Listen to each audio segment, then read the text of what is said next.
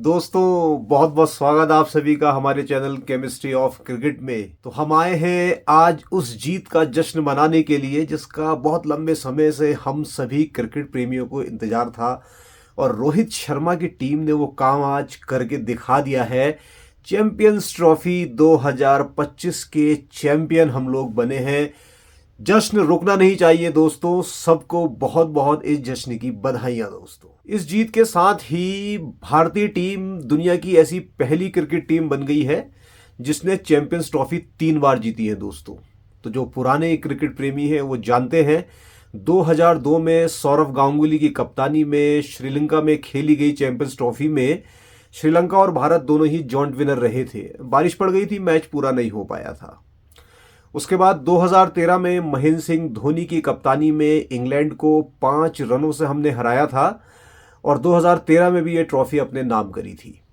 और अब 2025 में रोहित शर्मा ने ये कमाल करके दिखाया है और उनकी टीम ने न्यूजीलैंड को हराकर ये खिताब अपने नाम किया है। और साथियों, साथ ही रोहित शर्मा दुनिया के ऐसे पहले कप्तान बन गए हैं जो कि चैंपियंस ट्रॉफी के फाइनल में मैन ऑफ द मैच रहे हैं। और अगर आप नज़र डालते हैं आईसीसी ट्रॉफीज पे तो आपको ये भी पता चलता है कि विश्व क्रिकेट के इतिहास में भारतीय टीम अब दूसरे नंबर की सबसे ज़्यादा सफल टीम है जिसने सबसे ज़्यादा आईसीसी टूर्नामेंट जीते हैं। ऑफ कोर्स पहले नंबर पे तो खैर ऑस्ट्रेलिया ही है। ऑस्ट्रेलिया ने अभी तक टोटल 10 आईसीसी खिताब अपने नाम किए हैं और भारत ने इस चैंपियंस ट्रॉफी को जो आज जीती है इसको मिलाकर 7 आईसीसी अवार्ड अपने नाम किए हैं। 2011 का विश्व कप महेंद्र सिंह धोनी की कप्तानी में, उससे पहले 1983 में कपिल पाजी की कप्तानी में वो ओडीआई विश्व कप। तो 2 ओडीआई विश्व कप भारत ने जीते हैं। इसके अलावा T20 वर्ल्ड कप 2 भारत ने जीते हैं। महेंद्र सिंह धोनी की कप्तानी में 2007 में भारत इनॉग्रल वर्ल्ड कप में चैंपियन बनी थी और 2024 में रोहित शर्मा की टीम ने फिर से कब्जा किया था T20 विश्व कप पे।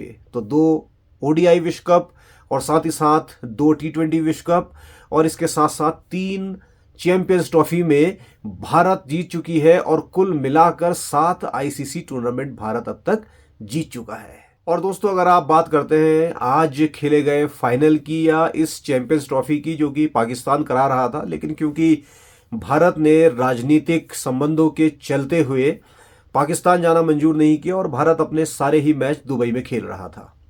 और इस पूरे टूर्नामेंट में जो एक खास बात देखने के लिए मिली है भारतीय टीम के बीच में वो है उनकी यूनिटी। सब खिलाड़ियों ने मिल के एकजुट होकर एक साथ प्रदर्शन पूरी की पूरी सीरीज में किया है।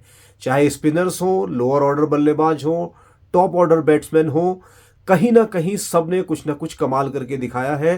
तो इस पूरे टूर्नामेंट की भारतीय टीम की यूएसपी रही है उसकी एकजुटता और बिल्कुल हार ना मानने वाली दृढ़ इच्छा शक्ति। इस पूरे टूर्नामेंट में भारत ने एक भी मैच नहीं हारा और ऑस्ट्रेलिया जैसी दिग्गज टीम को हराकर भी फाइनल में पहुंची। अब कई लोग कह सकते हैं कि ऑस्ट्रेलिया 2 दर्जे की टीम थी और बहुत ज़्यादा मजबूत नहीं थी, लेकिन याद रखिए ऑस्ट्रेलिया फिर भी ऑस्ट्रेलिया ही रहती है। न्यूजीलैंड को हम पिछले कई समय से देख रहे हैं कि न्यूजीलैंड कमाल करते हुए आ रही है और भारत की राह में हमेशा ही रोड़ा बनती है।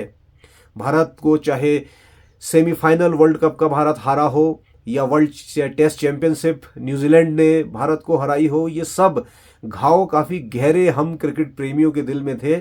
लेकिन आज न्यूजीलैंड से ये बदला भारत ने ले लिया है। हालांकि न्यूजीलैंड एक ऐसी टीम है कि जिससे बदले की बात बहुत ज़्यादा होती नहीं। बहुत शांत खिलाड़ी वहाँ के हैं, बहुत बढ़िया वर्ल्ड में रेस्पेक्टेड टीम से जानी जाती है। तो उनकी हार का जरूर एक थोड़ा सा दुख हो सकता है, लेकिन अपनी जीत, क्योंकि हम भी उतनी ही मेहनत कर रहे हैं, हमारे खिलाड़ी भी उतनी मेहनत कर रहे हैं, तो जीत के हकदार तो हम भी थे। तो अगर आप आज के मैच पे नज़र डालते हैं तो न्यूजीलैंड के लिए सब कुछ ठीक जा रहा था। न्यूजीलैंड ने टॉस जीता, सेंटलर उनके कप्तान थे और उन्होंने कहा चलिए बल्लेबाजी करते हैं। और बल्लेबाजी भी क्या धमाकेदार। विल यंग और सचिन रविंद्र ओपनिंग करने उतरे और रविंद्र ने शुरू से ही आक्रामक रवैया अपना के रखा और लगातार गेंदों पे प्रहार करते रहे। हार्दिक पांड्या, मोहम्मद शमी, इनको जम के उन्होंने धोया और साथ ही साथ एक एंड पे विल यंग आराम से रुके रहे। और ऐसा लग रहा था कि कहीं ना कहीं भारत को आज के मैच में 300 से ज़्यादा कहीं रनों के लक्ष्य का पीछा न करना पड़े, क्योंकि 7 ओवर में ही लगभग 7 ओवर में ही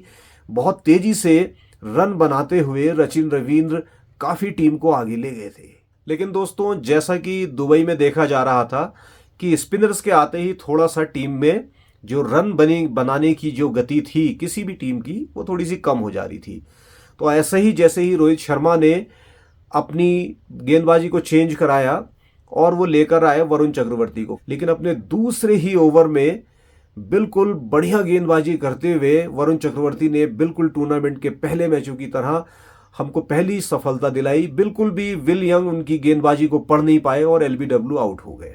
बहुत बढ़िया ये विकेट था और रोहित शर्मा ने यहाँ पे कमाल की कप्तानी दिखाई और इसके तुरंत बाद उन्होंने कुलदीप यादव को लगाया। केल विलियमसन आए, पिछले मैच में उन्होंने शतक लगाया हुआ था और ऐसा लग रहा था कि ये और सचिन रविंद्र मिलके अब आगे बढ़िया काम करेंगे। लेकिन कुलदीप यादव ने वो कमाल करके दिखाया कि जैसे ही उन्होंने गेंद फेंकी और जल्दी खेल गए शॉट, थोड़ा सा केन विलियमसन और कॉटन बोल्ड हो गए और यहां से भारतीय टीम का रास्ता खुल गया। रनों की गति पे थोड़ा सा अंकुश लग गया और इसके साथ साथ ऐसा लगने लगा कि भारत अब इसको कंटेन कर लेगा और हुआ भी ऐसा ही। भारत के स्पिनर्स लगातार टीम में मजबूती फूंकते हुए और दूसरी टीम को रन नहीं बनाने देने की प्रवृत्ति के चलते उनको रोकने में कामयाब रहे। तो दोस्तों, स्पिनर्स के आते ही ये तो तय हो गया कि अब रन बनाने थोड़ा मुश्किल होंगे और ये मुश्किलात साफ साफ दिखाई भी दी। सचिन रविंद्र भी अब उतनी तेजी से रन नहीं बना पा रहे थे, साथ ही साथ 2 विकेट जा चुके थे, केन विलियमसन भी निकल चुके थे और इसके बाद बड़ा कमाल हुआ और इसको शायद आप अगर देखेंगे तो कह सकते हैं कि कुलदीप यादव ने सचिन रविंद्र को बॉल ऑफ द टूर्नामेंट फेंकी और बिल्कुल उनकी गिल्लियां बिखेर दी और देखिए इस तरीके से सचिन रविंद्र बोल्ड हो गए। तो ये सबसे बेहतरीन गेंद इस टूर्नामेंट की थी।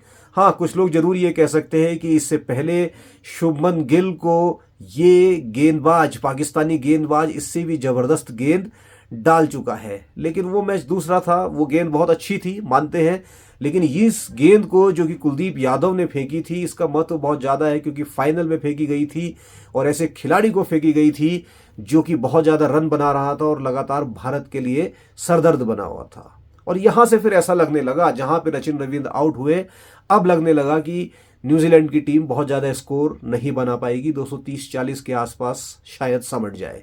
लेकिन इसके बाद यहाँ पे आप देखते हैं कि जो इस टूर्नामेंट में बहुत ज़्यादा फॉर्म में नहीं चल रहे थे वो खिलाड़ी आते हैं डेरिल मिचेल और साथ ही साथ उनके आते हैं ग्लेन फिलिप्स। और लेकिन ये दोनों ही मिलके अच्छी बल्लेबाजी करते हैं, धीमी बल्लेबाजी जरूर करते हैं क्योंकि यहाँ पे 3 विकेट गिर भी चुके थे और साथ ही साथ सूझबूझ भरी बल्लेबाजी भी करते हैं और न्यूजीलैंड के स्कोर को धीरे धीरे आगे बढ़ाना शुरू करते हैं। डेरिल मिचेल 63 और ग्लेन फिलिप्स 34 रन बनाते हैं और साथ ही साथ एक अच्छी साझेदारी करते हैं। लेकिन इसके बाद जैसे ही विकेट गिरता है ग्लेन फिलिप्स का और आते हैं माइकल ब्रेसवेल अभी तक तो टूर्नामेंट में बहुत कुछ खास नहीं कर पाए थे, गेंदबाजी भी इतनी बढ़िया नहीं रही थी, बल्लेबाजी भी बहुत बढ़िया नहीं रही थी, लेकिन यहाँ पे कमाल की पारी उन्होंने खेली। 40 गेंदों में 53 नॉट आउट की पारी खेली और 7 विकेट पे न्यूजीलैंड का स्कोर 251 रन के सम्मानजनक स्कोर पे पहुंचाया। और ये रन हालांकि देखा जाए तो थोड़े से कम लग रहे थे और ऐसा लग रहा था कि भारत बहुत आसानी से इसको चेस करेगा, अंततः हुआ भी ऐसा ही। अब देखते हैं कि भारत की चेज में ऐसा क्या हुआ और भारत ने किस तरीके से रणनीति अपनाई और न्यूजीलैंड के इन रनों का पीछा किया। भारतीय पारी बिल्कुल सेटल थी, टीम में कोई बदलाव नहीं था, तो ऑब्वियसली रोहित शर्मा और शुभमन गिल दोनों ही ओपनिंग करने के लिए उतरे और रोहित शर्मा जिस तरीके की क्रिकेट पिछले 2, 2.5, 3 सालों से खेल रहे हैं वैसी ही क्रिकेट उन्होंने यहां भी खेली। आते ही न्यूजीलैंड के गेंदबाजों पे, बल्लेबाजों पे नहीं, न्यूजीलैंड के गेंदबाजों पे उन्होंने धावा बोला, मैदान के सब तरफ शॉट मारने शुरू कर दिए, छक्के हों चौवे हों, और बहुत तेजी से अपने अर्धशतक की ओर बढ़ने लगे। आलम यह था कि 18.2 ओवर में ही 100 रनों का आंकड़ा, भारत ने 105 रनों का आंकड़ा क्रॉस कर लिया था और रोहित और गिल जबरदस्त पारी खेल रहे, तो ऐसा लग रहा था कि भारत बहुत आसानी से इस लक्ष्य का पीछा कर लेगा। अब अगर आपने मैच देखा होगा तो कमेंट्री में भी बड़ा जोश था, सारे कमेंटेटर्स बड़े खुश थे भारतीय, और ऐसा लग रहा था कि बस अब कप इनके हाथ में ही है। लेकिन ऐसा होने वाला नहीं था दोस्तों, क्योंकि न्यूजीलैंड के पास भी वो स्पिनर हैं जो कि किसी भी टीम की रनगति को रोकने और उनके खिलाड़ियों को आउट करने का मादा रखते हैं। और ठीक हुआ भी ऐसा ही। जैसे ही मिचेल सेंटलर ने स्पिनर इंट्रोड्यूस किए, थोड़ी सी रन गति भारत की कम हो गई और सेंटलर ने आते ही 31 रन के योग पे सीधे से शुभमन गिल को आउट किया। और शुभमन गिल के आउट होने के बाद विराट कोहली मैदान पे उतरे तो तालियों से गड़गड़ाहट बिल्कुल हो गई कि अब रोको, अपना काम करके दिखाएंगे, रोहित कोहली की जोड़ी इस मैच को खत्म करेगी। लेकिन माइकल ब्रेसवेल जो कि अर्धशतक बना चुके थे इससे पहले, उन्होंने आते ही 1 रन पे ही विराट कोहली को आउट कर दिया और पूरे के पूरे दुबई के स्टेडियम में सन्नाटा पसर गया और ऐसा लगा कि मानो कि अब भारत के हाथ से कहीं जीत फिसल न जाए। जहां भारत ने 105 रनों पे एक भी विकेट नहीं गंवाया था और अब 122 के स्कोर पे रोहित शर्मा भी गलती कर गए और 76 रन के व्यक्तिगत स्कोर पे सचिन रविंद्र की गेंद पे रोहित शर्मा ने आगे बढ़ के छक्का लगाने का प्रयास किया और वो मिस कर गए। लाथम ने तुरंत उनको स्टंप आउट कर दिया और ऐसा लगने लगा कि शायद अब भारत के लिए परेशानियों का सबब बढ़ जाए। लेकिन दोस्तों, भारत की बल्लेबाजी इस टूर्नामेंट में काफी नीचे तक है, काफी बढ़िया बल्लेबाजी भारत के पास है, काफी डीप बैट इस समय इंडिया की टीम कर रही है।